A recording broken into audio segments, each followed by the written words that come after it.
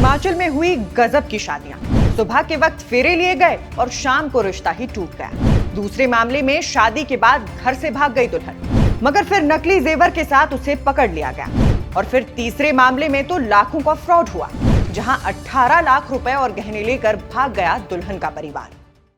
अगर आपको लगता है कि शादी सिर्फ दो लोगों का नहीं बल्कि दो परिवारों का सबसे खूबसूरत रिश्ता होती है, तो मैं आपको गारंटी देती हूँ कि हिमाचल प्रदेश से सामने आई ये 3 खबरें आपको हैरान भी करेंगी और सोचने पर भी मजबूर कर देंगी। क्योंकि इन तीनों मामलों में शादी हुई या शादी होने वाली थी, लेकिन अंजाम ऐसा निकला जिसकी शायद किसी ने कल्पना भी नहीं की होगी। कहीं सुबह 7 फेरे लेने वाले दूल्हा दुल्हन शाम होते होते अलग हो गए, कहीं शादी के कुछ घंटे बाद ही दुल्हन घर से गायब हो गई, और तीसरे मामले में तो शादी की तारीख तय होने के बाद पूरा परिवार लाखों रुपए और गहने लेकर फरार हो गया। तो आखिर इन तीनों मामलों में हुआ क्या, चलिए एक एक करके आपको बताते हैं। सबसे पहले बात ऊना जिले के अंबोटा गांव की, जहां सुबह सब कुछ बिल्कुल सामान्य था। बगलामुखी मंदिर में पूरे हिंदू रीति रिवाज के साथ शादी हुई, मंत्रोच्चारण हुआ, 7 फेरे हुए, दोनों ने जीवन भर साथ निभाने का वचन दिया। दोनों परिवार खुश थे। हर किसी को लग रहा था कि अब कुछ ही देर में दुल्हन की विदाई होगी और एक नई जिंदगी की शुरुआत होगी। लेकिन जैसे ही विदाई का समय आया, पूरा माहौल बदल गया। दुल्हन ने साफ कह दिया कि वो ससुराल नहीं जाएगी। परिवार वाले समझाते रहे, रिश्तेदार मनाते रहे, लेकिन वो अपने फैसले पर कायम रही। मामला इतना बढ़ गया कि पुलिस को बुलाना पड़ा। पुलिस की मौजूदगी में दोनों परिवारों के बीच लंबी बातचीत हुई। काफी देर तक हर पहलू पर चर्चा हुई, लेकिन आखिरकार दोनों परिवार इस नतीजे पर पहुंचे कि अगर रिश्ता शुरुआत में ही इस मुकाम पर आ गया है तो उसे जबरदस्ती आगे बढ़ाने का कोई मतलब नहीं। यही फैसला हुआ कि दोनों आपसी सहमति से इस रिश्ते को खत्म कर देंगे। ना कोई शिकायत, ना कोई हंगामा, ना कोई कानूनी लड़ाई। सुबह हुई शादी और शाम तक रिश्ता खत्म। शायद ही किसी ने कभी सोचा होगा कि 7 फेरों का सफर सिर्फ कुछ घंटों का भी हो सकता है।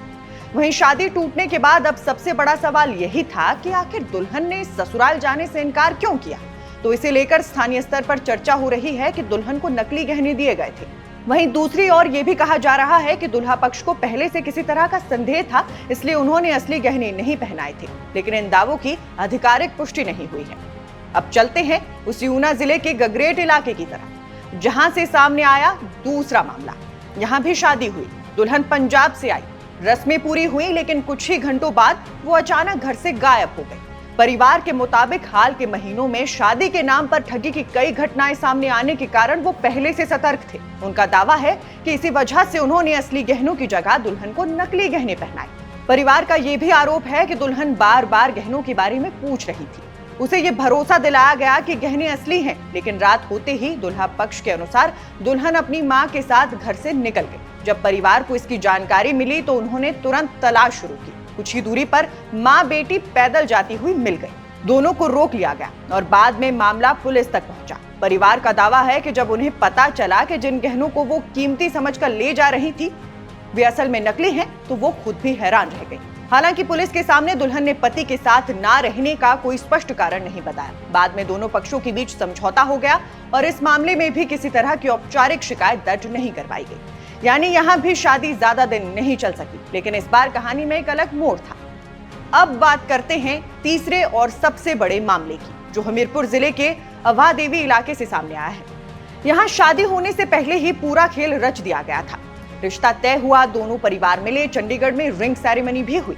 होने वाली दुल्हन को सोने के गहने और महंगे उपहार भी दिए गए। शादी की तारीख भी तय हो गई। अब पूरा परिवार तैयारियों में जुट गया, लेकिन इसी दौरान दुल्हन पक्ष ने अलग अलग बहाने बनाने शुरू कर दिए। कभी व्यापार में निवेश का हवाला, कभी दूसरी जरूरतों का, और शिकायत के मुताबिक धीरे धीरे करके करीब 18 लाख रुपए ऑनलाइन ट्रांसफर करवा लिए गए।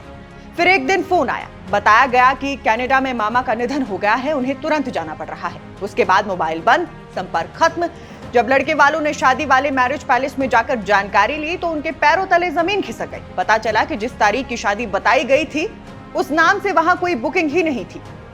यहीं से उन्हें एहसास हुआ कि वो कथित ठगी का शिकार हो चुके हैं। अब इस मामले में पुलिस ने शिकायत दर्ज कर जांच शुरू कर दी है। यानी 3 खबरें, तीनों का केंद्र शादी, लेकिन तीनों का अंजाम बिल्कुल अलग। पहले मामले में शादी हुई, लेकिन रिश्ता कुछ घंटों में खत्म। दूसरे मामले में शादी हुई, फिर दुल्हा पक्ष के आरोपों के बीच दुल्हन घर से निकल गई और तीसरे मामले में शादी होने से पहले ही लाखों रुपए और गहनों की कथित ठगी का आरोप सामने आ गया।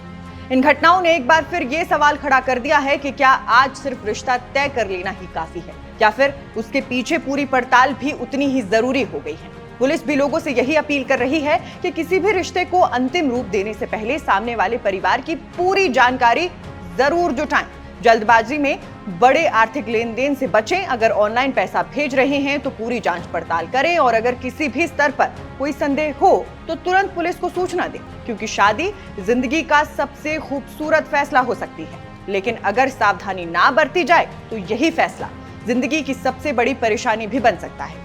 अब इन 3 मामलों पर आपकी क्या राय है? क्या आपको लगता है कि आज के समय में शादी तय करने से पहले से कहीं ज्यादा जांच पड़ताल जरूरी हो गई है या फिर ऐसे मामले अपवाद हैं?